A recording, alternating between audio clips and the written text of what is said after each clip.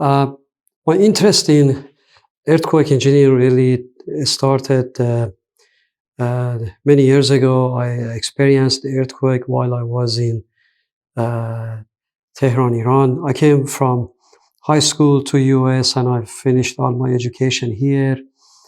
And but I did experience while I was kid in Tehran, Iran, and earthquakes, and it civil engineering and structural engineering really always just fascinated me, and uh, and that was the reason that when I went to the graduate school, really I pursued a topic related to the earthquake engineering. So both my graduate work at the master and PhD level was in that area.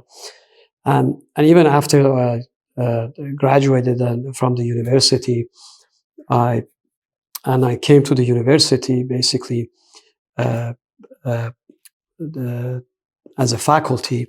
I all my research projects really early on was related to the earthquake engineering.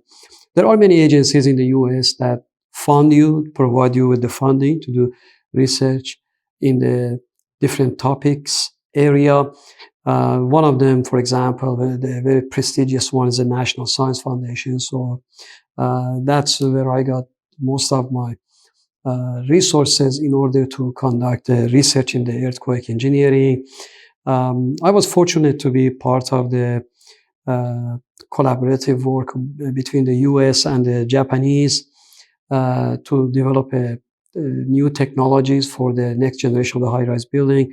Again, that work was funded by the National Science Foundation. So my interest in earthquake engineering really is deep, and I have today actually I'm continuing conducting research in that area. Mainly right now I'm more on the retrofit.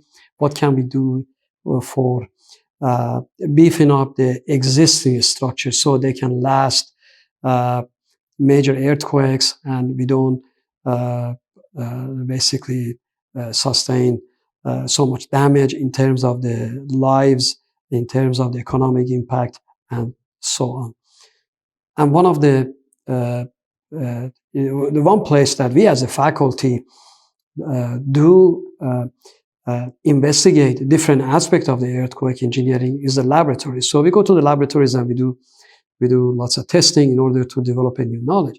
But unfortunately, really the biggest laboratory that is the best place to validate or disapprove the concepts and the ideas that we have is in the field.